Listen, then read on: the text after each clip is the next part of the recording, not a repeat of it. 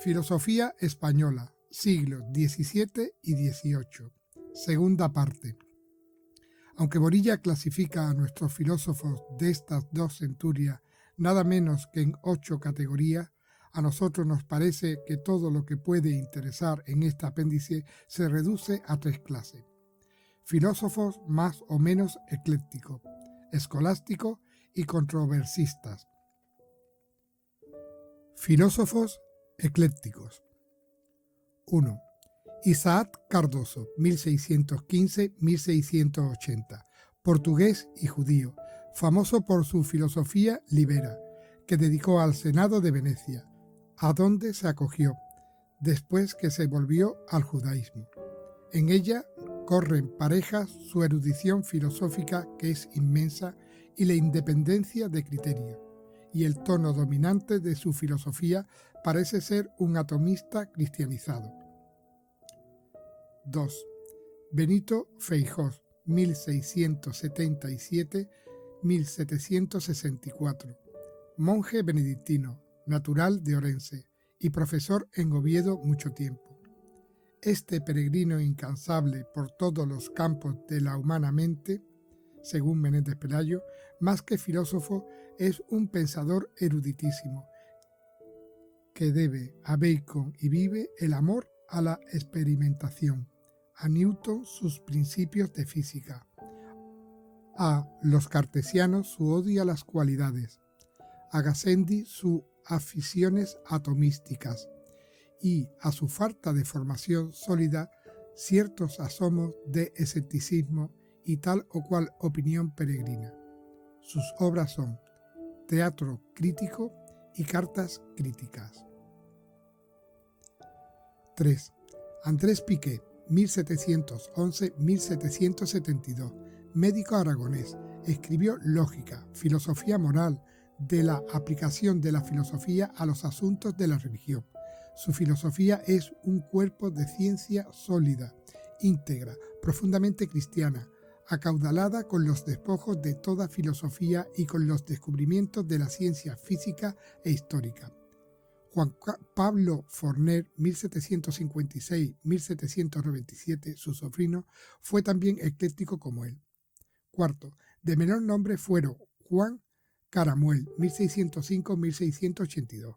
El cartesiano Tomás Vicente Tosca, 1651-1723. Antonio Esímeno, 1732-1739. Escolásticos. La filosofía predominante todavía en España durante el siglo XVII fue la escolástica, pero desde la segunda mitad del siglo fue decayendo notablemente, hasta llegar casi a extinguirse a fines del siglo XVIII. Sus representantes se limitan a reproducir en sus cursos la escolástica, no ya en forma de comentarios de Aristóteles, sino sistematizada. Unos, los más tradicionales, pasan por alto y aún impugnan las nuevas teorías filosóficas y científicas. Otros, los eclécticos, tratan de concordarla con la escolástica. Y todos generalmente adolecen de exceso de raciocinio y defectos de observación o experiencia. He aquí los nombres de algunos. Primero, siglo XVII. Rodrigo de Arriaga, jesuita, cuyo cursus philosophicus se distingue por su agudeza, que degenera en oscuridad, y por su independencia. Hurtado de Mendoza, 1578-1617, natural de Balmaceda y jesuita, que escribió Disputaciones de Universas Philosophic. Juan Ulloa, jesuita, 1639-1723, madrileño y autor de 6 grandes tratados de filosofía, lógica, física, especulativa, de ánima y prodromus. Francisco de Oviedo, también de Madrid. Bernardo de Quirós, 1613-1668, Fray Peinado, 1633-1699, Miguel de Viña, 1624-1718, todos de la Compañía de Jesús. El curso complutense de los Carmelitas de Alcalá, 1624, que viene a ser un comentario enciclopédico del tomismo, compendiado más tarde por Juan de la Asunción, 1701, obetense, y carmelita también. Entre los franciscanos se distingue Juan Merinero, 1663. Siglo XVIII. No dudamos de poner en primer término a Luis de Losada, 1681-1748, autor de unas instituciones dialécticas, 1621, y del curso Philosophicus Regalis Collegi Salmaticensis. La agudeza y profundidad de su ingenio, la claridad y precisión, el vigor con que impugna atomistas, escotistas y cartesianos, fácilmente le dan la palma entre los aristotélicos de su era y le colocan entre los pensadores de que la compañía de Jesús puede gloriarse.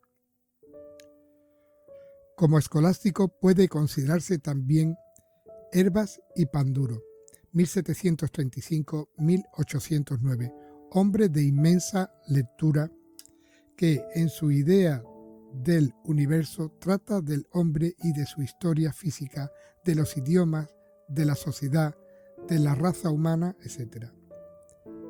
Vicente Fernández Valcárcel, 1723-1798, autor de Los desengaños filosóficos. Nutrido con la médula del león de la escolástica, escribe mal, pero piensa con aplomo y firmeza. Controversistas. Incluimos aquí 4 filósofos que consagraron su pluma a defender la religión y la filosofía escolástica contra sus diversos enemigos. José de Alcántara Castro, 1792, franciscano.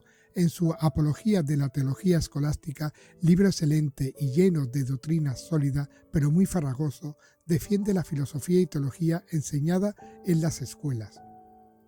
Antonio José Rodríguez, 1709-1781, monje benedictino de Veruela y autor de varias obras científicas y filosóficas, con ella entre las que descuella su Filoteo, diálogo de traza amena y estilo vigoroso. Se opuso como quien más a la ideología del enciclopedismo. Fernando Ceballos, 1732-1802, natural de Espeja. Entre otros nos dejó incompleta La falsa filosofía, crimen de Estado, 16 tomos, de estilo inculto, pero de lógica vigorosa y notable erudición. Era en la mente de su autor como un antienciclopedista. Francisco Alvarado, Orden de Predicadores, 1756-1814, conocido por el nombre de El filósofo rancio. Escribió las famosas Cartas de Aristóteles y Cartas Críticas, las que muelen y trituran como cibera a los pseudofilósofos y pseudopolíticos de su tiempo. Su estilo es prolijo e inculto, pero muy vigorosa la potencia del raciocinio. Siglo XIX y XX. División. La larga serie de filósofos profesionales que ha tenido nuestro país estos 2 siglos pueden agruparse naturalmente en 3 categorías, según que en sus estudios y elucubraciones ya prescindan de la revelación.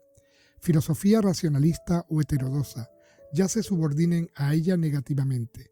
Filosofía simplemente cristiana, ya en fin, además de esta subordinación, sigan la dirección escolástica. Neoscolantismo. Filosofía racionalista. 4 tipos distintos de estas filosofías encontramos en España durante este periodo. 1. El materialismo. En su Filosofía española, Tratado de la razón humana y de la libertad moral y libre albedrío, defiende un sensismo materialístico el profesor de San Carlos y natural de Reu, Pedro Mata, 1811-1877, que no admitía los universales ni la abstracción, e ideas afines sostuvieron Simarro, Perrojo, Cortezo. Cubi Soler, 1801-1875, sin ser materialista, propugnó y propagó con entusiasmo una teoría psicológica que supone y lleva lógicamente al materialismo, la frenología. 2. El hegelismo. Su principal representante es el escritor y político barcelonés Francisco Pi y Maragall, 1824-1901, que en sus estudios sobre la Edad Media mezcla el idealismo con ideas de Proudhon, Strauss y Feuerbach. Algo de hegelianismo tienen también. A. Fabié y Escudero, sevillano, 1834-1893. Político agitador que no pasó de diletante en filosofía. Escribió El materialismo moderno, Lógica de Hegel, Comentarios y notas. B. Canalejas y Casa, natural de Lucena, 1834-1883. En sus obras filosóficas, Introducción al estudio de la filosofía, del estado actual de la filosofía en las naciones latinas, la doctrina de Raimundo Lulio, Teodicea popular, etc., aparecen reminiscencias, aficiones e ideas hegelianas. 3. Krausismo. Estuvo de moda en la Universidad Central, hoy en día Complutense, desde 1854, año en que empezó a enseñar historia de la filosofía San del Río, madrileño, 1817-1869. Su escrito y los de sus discípulos Francisco Ginés de los Ríos, Salmerón, Tapia, Serrano, se reducen a traducciones de Kraus y sus discípulos y a escritos de propaganda y tratados elementales. 4. Dirección anónima. Plácenos llamar así a un vasto movimiento filosófico que viene desarrollándose en nuestro país en lo que llevamos de siglo, obra casi exclusiva de unos cuantos catedráticos de la Central o Complutense y otros centros docentes, a la sombra de la institución libre de enseñanza. Las principales características de este movimiento son: 1. Estima y aún admira más de lo justo a los filósofos alemanes contemporáneos y sus doctrinas racionalistas, idealistas y vacías de sentido, y en cambio parecen ignorar la filosofía española. 2. Es aconfesional, en cuanto que no sigue ningún sistema determinado. 3. Su órgano es Revista de Occidente, más literaria que filosófica. 4. Ha inundado a España con las versiones de filósofos y literatos alemanes. 5. Sus representantes, cultos estilistas, tanto y más que filósofos, carecen de un sistema propio y se limitan a comentar filosofías ajenas o a disertar en artículos sueltos sobre temas filosóficos subordinados con frecuencia el fondo a la forma, el concepto esencial a la imagen, la solidez a la elegancia efectiva. Diríase que hacen literatura a propósito de filosofía. Al frente de todo está José Ortega y Gasset, 1883. El Espectador, 9 tomos, Comentarios de la actualidad literaria, Filosofía y social, España invertebrada, 1922. Persona, obra y cosas, 1922. Meditaciones del Quijote, 1921. El tema de nuestro tiempo, madrileño, y ha sido profesor en la Central o Complutense hoy en día, de metafísica, pero no de la tradicional española, sino de la que se asimiló en Alemania. Intuicionista, vitalista, fenomenista y neorromántico. Su sistema filosófico, si lo tiene, tal vez pudiera definirse algo así como un monismo lógico, de la escuela marburguesa, asociado a un relativismo absoluto, explicado por su genial teoría del saber o de la perspectiva, tan oscuro por lo demás que el propio Ortega ha escrito de él. Ni mis más próximos tienen una noción remota de lo que yo he pensado y escrito. Luego, una de dos: o el mundo filosófico no tiene ojo, u Ortega tiene anteojos. A su lado pueden figurar sus antiguos profesores, José Gao y Fagoaga.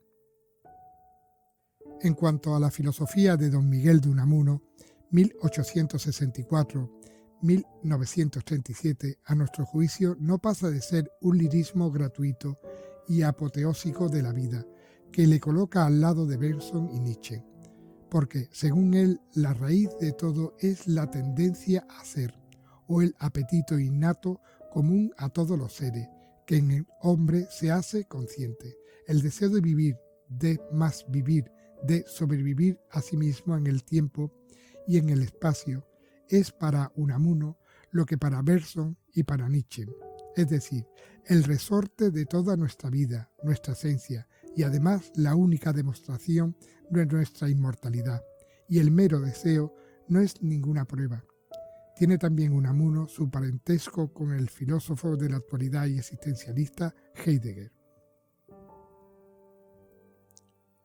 Filosofía simplemente cristiana, no escolástica. Tiene cabida en esta sección no solamente nuestros grandes filósofos y pensadores, Balmes y Donoso Cortés, sino también la escuela escocesa catalana y algunas otras direcciones de filosofía, histórica más bien que doctrinal.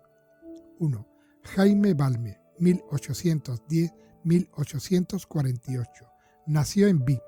Sus principales obras filosóficas son Filosofía Fundamental, Filosofía Elemental y El Criterio, vertidas a varias lenguas.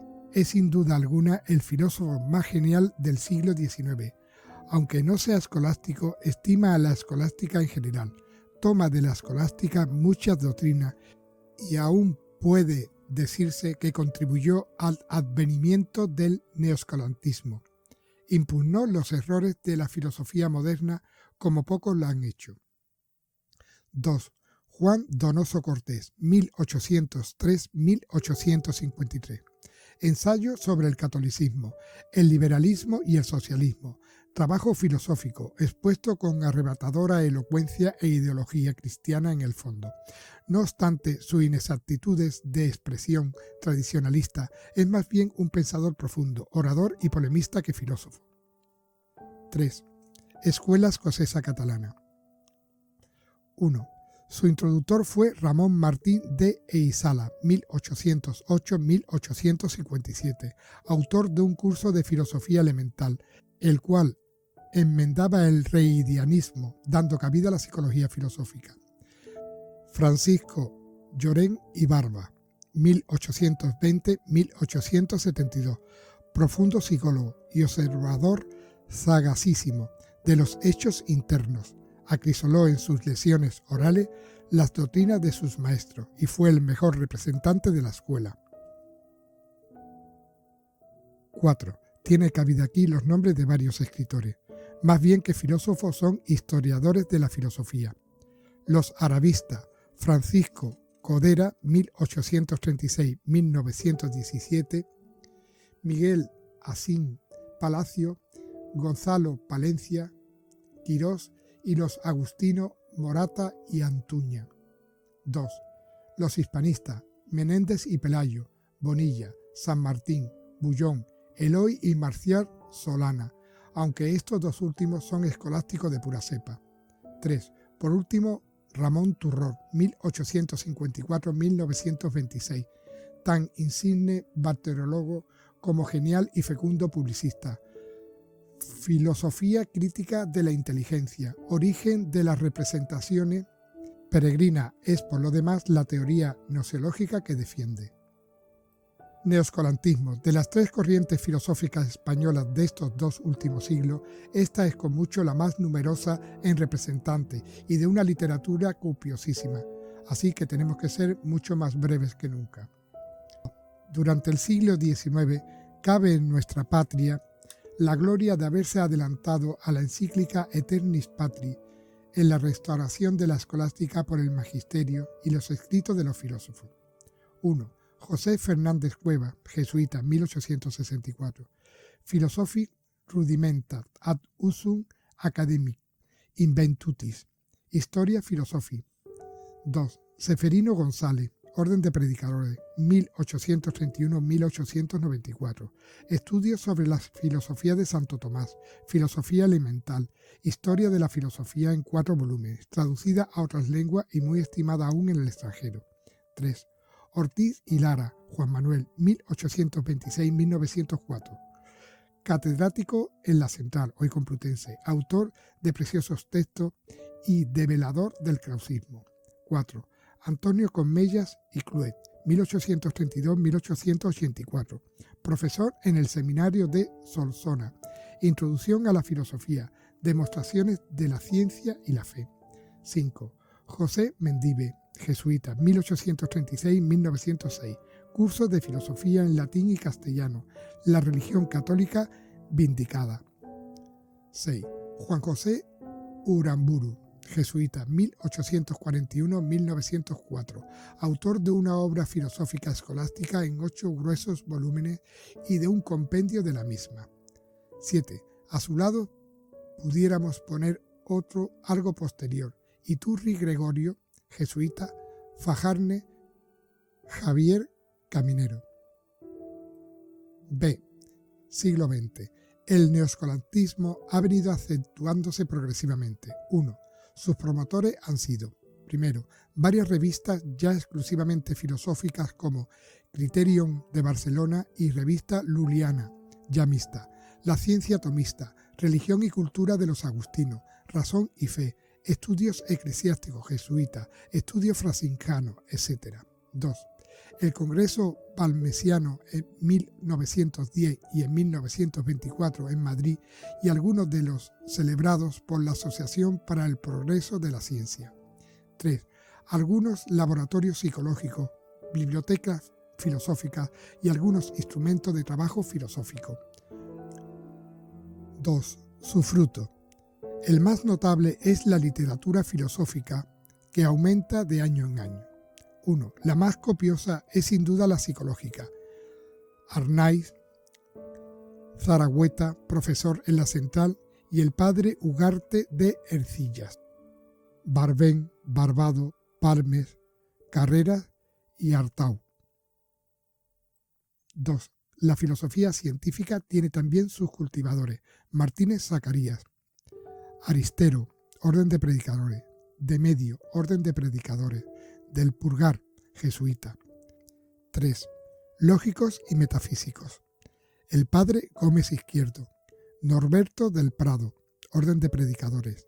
Loina, jesuita. Ellín, José, jesuita. Marsuá, jesuita.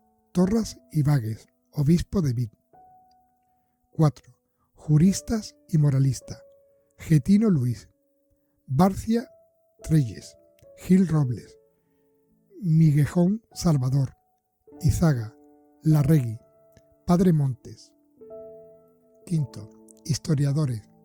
Tusquet, Getino, Heredia, Solana, Iriarte Joaquín. 6. Y cerramos esta lista ya harto pensada con un nombre que vale por mucho, el canónigo compostelano Amor Rubiales, polígrafo fecundísimo. En todos sus escritos aparece el filósofo genial y profundo, pero sobre todo en su propedéutica, de Aristóteles a Platón. Los problemas fundamentales de la filosofía y del dogma, 10 tomos. De ella dice el doctor Bruston de Leipzig que honra extraordinariamente a la literatura española contemporánea y demuestra cómo hay en España quienes nada tienen que envidiar a la figura saliente de las culturas extranjeras. Conclusiones. El ligero diseño que hemos hecho de nuestra filosofía pone de manifiesto la sinrazón del señor Guardia, mallorquín, que tituló uno de sus artículos publicado en una revista francesa, La miseria de la filosofía española. Nuestra filosofía es muy respetable, tanto por el número de sus producciones como por su calidad y mérito. Si no ha influido tanto como debiera en el desenvolvimiento de la filosofía mundial, esto se debe, en parte, a la desestima casi congénita que solemos hacer de nuestras cosas, parte quizás, en gran parte, a que nuestra filosofía es deficiente en cuanto a la forma en que está redactada, poco atrayente, 2 defectos que debemos de evitar. Desgraciadamente, estos defectos que se comentan aquí a principios y a mediados del siglo XX, hoy en el siglo XXI, seguimos igual. O sea, no nos damos cuenta y no valoramos nuestra filosofía, para nada. No valoramos a nuestros artistas y sobre todo en el tema de filosofía lo tenemos totalmente denostado. Siempre nos guiamos por todo lo que venga de fuera. Nos creemos las leyendas negras que nos han contado y nos han metido tanto nuestros enemigos naturales, que son los ingleses, y los franceses. Siempre nos han tirado por tierra. Hoy en día siguen siendo ellos, pero también especialmente los americanos, con el señor Soros y con toda la gente que están inundando España de clichés y de que los españoles somos muy malos y de que todos lo hacemos muy mal. Y es una pena que de nosotros mismos tengamos esa idea, cuando hay cantidad de españoles inteligentísimos que se tienen que ir a otros países y allí sí son buenos, pero aquí no, aquí nada. Ese pesimismo seguimos teniéndolo. Los culpables de este pesimismo y de esta historia, pues hay que decir quiénes son, porque tienen nombre. Y son los pensadores del siglo XIX. Son esos pensadores del siglo XIX tan antiespañoles, fueron los que han ocasionado que esa leyenda negra no la creamos, porque ellos tenían la obligación, todos los que he citado aquí mucho, tenían la obligación de haber investigado nuestra historia y de saber nuestra realidad. Nosotros almacenamos todo lo que hacemos. Te puedes ir a Sevilla y en Sevilla tiene esto de India, que no me acuerdo el nombre, lo tenemos allí y tenemos unos archivos, el archivo de India, impresionante, donde está todavía solo se ha estudiado de eso un 10%. O sea, no hemos trabajado nuestra historia para nada y nos creemos lo que nos han dicho los demás, que todo es falso. O sea, incluso cuando hubo en todos los aspectos y sobre todo en filosofía, voy a decir un tema que me ha llamado mucho la atención. El ius gentium, que fue el derecho de gente, se le atribuye a Agrosio. Fueron dominicos españoles los primeros que crearon el ius gentium. Suárez y Bartolomé de las Casas. El derecho de los indios, el derecho de las personas de fuera. Fueron ellos los primeros. El derecho internacional surge en España. Sin embargo, lo copia un extranjero y automáticamente pasa a la historia. Nosotros nos adelantamos 2 siglos y, bueno, pues ahí está la cosa. Nos quedamos totalmente al margen al margen como si no hubiéramos hecho nada. Es una pena. Deberíamos de tomar conciencia de la filosofía que tenemos, de la clase, categoría y personas inteligentes que hay en nuestro país y dejarnos de tantas tonterías. Muchas gracias, espero que haya gustado y perdonad que haya interrumpido la lectura con una opinión personal, pero no tenía más remedio. Muchas gracias y un abrazo a todos.